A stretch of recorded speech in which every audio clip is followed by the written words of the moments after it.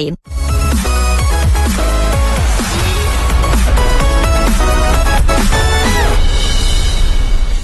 Warahmatullahi wabarakatuh. Saya Yuwanda. Di sini saya ingin mengklarifikasi permintaan maaf saya kepada... Loh, ada apa nih? Kok tiba-tiba klarifikasi? Warahmatullahi wabarakatuh. Saya Yuwanda. Di sini saya ingin mengklarifikasi permintaan maaf saya kepada Mes R. Fauzi. Saya pergi terburu-buru dan saya belum sempat membayar ojolnya. Saya pesan pada tanggal 27 Juli 2026 dan sudah saya bayarkan pada tanggal 31 Juli 2026. Saya berjanji tidak akan mengulanginya lagi. Saya minta maaf yang setulus-tulusnya dan saya minta maaf telah membuat keributan dan kegaduhan. Wassalamualaikum warahmatullahi wabarakatuh. Mbak di TikTok R. Fauzi itu udah viral. Ya. Tenang aja, Mbak, bakalan saya gini. Yang penting Mbak jangan lagi ngelakuin penipuan kayak gini. Nggak pernah, Bu. Iya, cantik-cantik kayak gini sih. Rupanya perempuan muda ini adalah sosok yang beberapa hari terakhir dicari-cari oleh Abang Ojol, pemilik akun Instagram R. Fauzi. Si abang curhat kalau ada customer yang langsung merasa akrab pada pertemuan pertama. Customer yang namanya Yuwandia, ya hati-hati ya. Dia tuh penipu. Untuk teman-teman hati-hati ya sama yang namanya tuh Yuwandia ya. Dia tuh penipu. Nah, sialnya si customer yang naik ojek dari Jakarta Barat ke Tangerang ini langsung kabur tanpa bayar jasanya sebesar Rp64.500. Liatin juga fotonya gitu kan, ketawa-ketawa di jalan lah. Tatanya pas kita sampai ke sini orangnya malah kabur ya, nggak bayar sepeser pun cuy. Ongkosnya lumayan. Cuman rekan juga gak tahu kalian kenal gak tahu enggak ya, soalnya dia tuh pakai masker ya. Jadinya gak tahu kalian bakalan kenal gak tahu enggak, saya gak tahu ya. Cuman semoga aja ada yang kenal lah pokoknya mah. Dan juga semoga kalian si mbaknya kalau misalkan lihat video ini bayar ya, bayar langsung DM saya aja.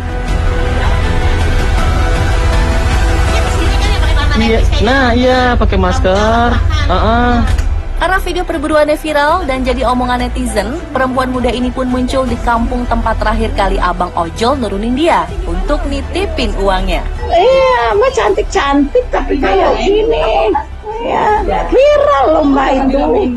Bukan diramein, di sini dapat nih. Tukang ojeknya kalau mau tahu nih, nyari semua udah pada tahu. Ya pun dapat wejangan dari emak-emak ikutan gemes. Kenapa sebelumnya si cewek berlaku tidak baik ke ojol yang sedang mencari nafkah? Udah, terus terang aja, kamu cakep-cakep kasih ya. Nah, iya kan udah dibilang cantik-cantik kok nipu sih. Aku lupa ya Bu ya. Wah, kalau lupa tuh bohong loh, kasihan. Enggak, jujur aja, bilang aja iya aku ada ini. Dan jadi gimana Om? Ini urusannya? Kembali 4. Dia 65.500 ada ujungnya 66 kembali 34. Emang sih jasanya sekarang udah dibayar, tapi netizen jadi ikut ngerasa kesal karena cewek cantik ini nggak bayar jasa ojol seketika dia turun dari motor. Sekarang itu apa dikit-dikit viral, Neng? Iya. Yang sudah viral, yang jadi viral. Jangan divideoin lagi Bu, aku udah bayarnya. Gini, kenapa arisan ini sekarang pencairannya itu kok sedikit-sedikit? Karena pendapatan di sekarang itu kami cuma dapat itu seharinya itu paling banyak 10 juta, 15 juta. Itu saya misalnya kloter 20 ya, itu yang saya bagi ke mereka-mereka semuanya.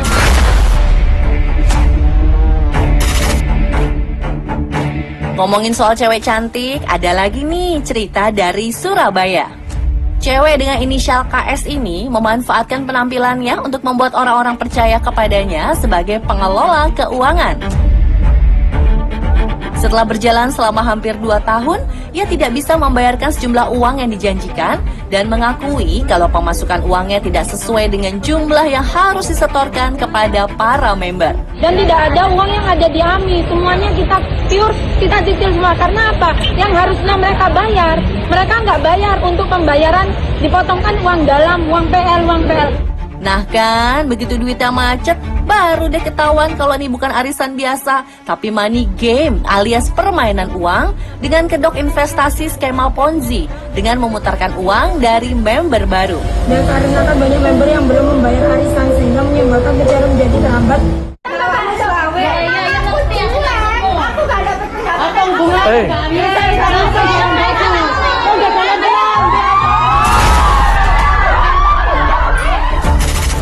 kelihatan loh gitu. Yang paling apes sih perempuan bernama Anita Suci ini. Para korban arisan bodong Kartika yang mentransfer dananya lewat dia, sekarang ramai-ramai datang untuk menagih. Sedangkan saat ini ia mengaku tak mau megang uang arisan sama sekali. Ya, apa solusinya Pak? Solusinya kau tanggung jawab. Jalan tengah nih ya apa? Dia lo masih Balik nggak beli. masih punya uang, Pak. Terus lah aku gak dodolan tanganku utangku siapa Ya yang enggak, bayar? ya justru orang Terus aku bertanggung kudu jawab, nangis bukan nang kita. kamar karena tapi nasib dia gak bangkit. Ya tak Haduh pemirsa, in this economy, semua orang juga emang butuh uang dan gak rela uangnya ditilep sama orang yang gak bertanggung jawab ya. Tutup mulut pengganti sebagai tanggung jawab kulit sampai laporan saya laporan gak apa-apa mbak Manggilnya Pak. Sing Kurnia yang mana? Kurnia, kamu siapa? Farah, adik kakak tak ini? Pemirsa, ini juga soal perempuan muda. Jadi ceritanya nih, ada dua orang cewek muda bernama Kurnia Yulianti dan Farah, pengelola agensi perjalanan keluarga yang juga menawarkan jasa war tiket konser BTS.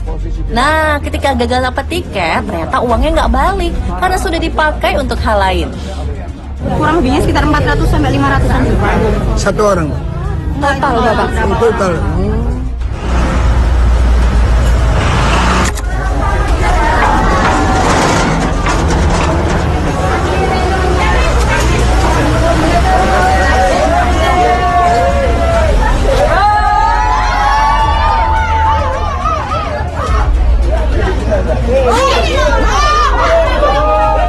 Sing Kurnia yang mana? Kurnia, kamu siapa? Farah, adik kakak tak ini? Adik kakak. Tahu permasalahan anak-anak itu? Udah tahu. Terus kemana? Uangnya anak-anak ini kemana?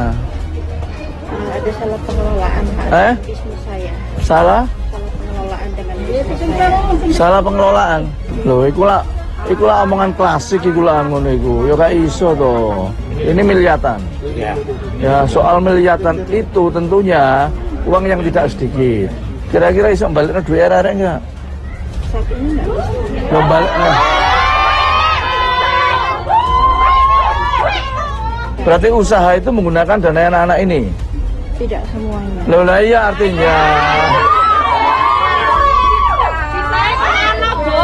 Ya ngomong sama anak-anak, ngomong sama anak-anak itu yang SPK apa yo? Ngomong. Ayo ngomong. Jaminannya apa? Sekarang gimana? Menurut Pak Wali solusinya seperti apa? Solusinya ganti ya toh. Jaminan apa? Dua rumah, jaminkan rumahnya. Ya wis. Iki disaksikan RT. Saksikan semua ya wis ngono ya. Pak, segera 1-2 bulan selesaikan mari ya. Kasus yang dimediasi oleh Wakil Wali Kota Surabaya, Armuji ini, memaksa Kurnia dan ayahnya untuk membuat surat perjanjian. Namun mereka berusaha menolak ketika Armuji sudah beranjak dari lokasi.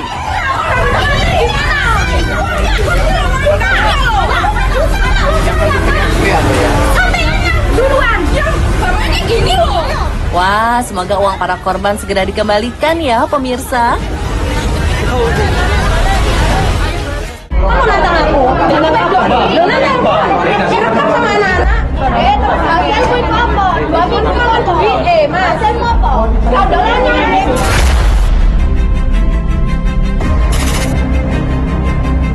Belum beranjak dari Surabaya nih. Banyak banget ya kasus penipuan cewek cantik di Kota Buaya ini. Mirisnya, korban dan pelaku sama-sama pedangdut cantik yang mayoritas tinggal dan kerja di ibu kota Jawa Timur ini. Sekitar 80 biduan ini mengaku menyerahkan uangnya kepada rekan seprofesi mereka, Novita Amanda, sebagai arisan.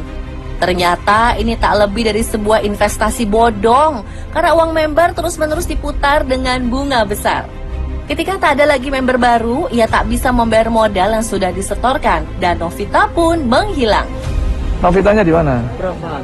Mungkin soalnya Kenapa? begini Pak, kita semua ini satu grup ini sudah tahu kalau Novita yang menyembunyikan itu masnya Sipul. Sipul itu siapa? Sipul itu kakaknya. Sing ndi ya iki? Yang satunya Ada di kapal. Yang apes jelas keluarganya yang terus-menerus diteror oleh para pemilik uang. Ini suaminya Novita, Pak. Oh, sini. Oh, kamu suaminya. Gini, sih. Novita yang nanti.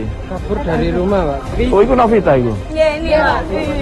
Wah, Ini yang mantan jenengan soan. nantang. Iya. Oh, iya. Duh, kok kayak nggak pernah belajar dari kasus-kasus sebelumnya ya? Meski udah teman akrab, kalau soal uang gampang banget bikin manusia hilaf. Para itu sama-sama mencari, Pak. Mencari.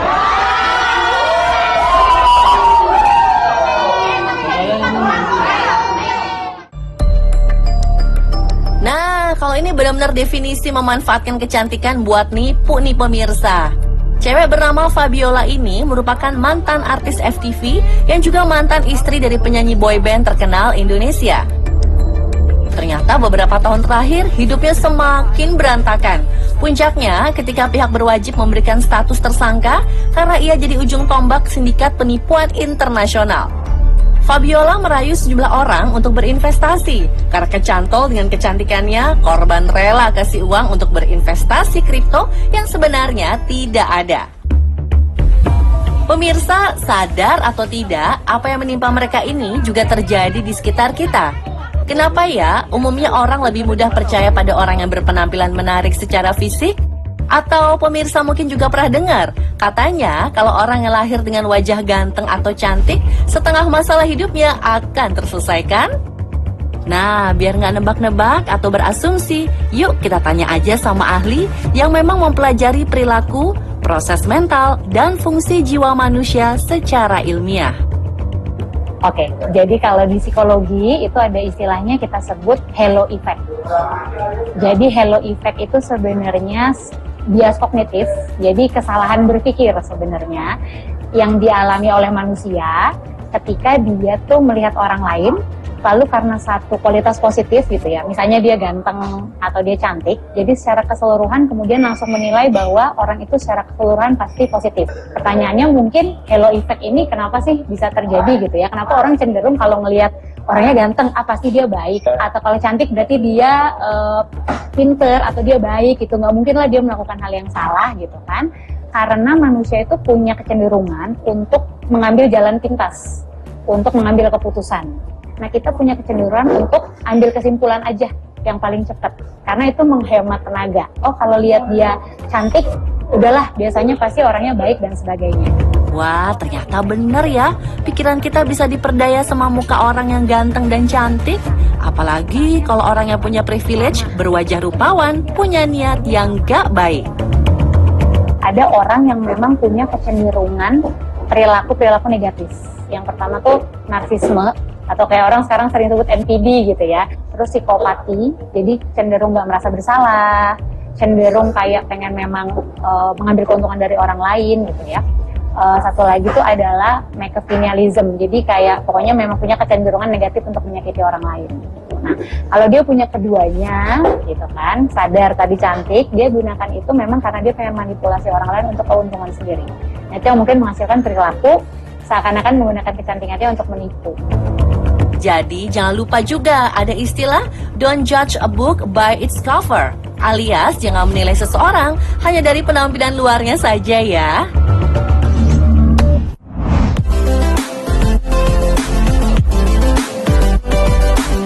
Pemirsa, terima kasih telah menyaksikan On The Spot malam ini. Semoga bermanfaat dan menambah wawasan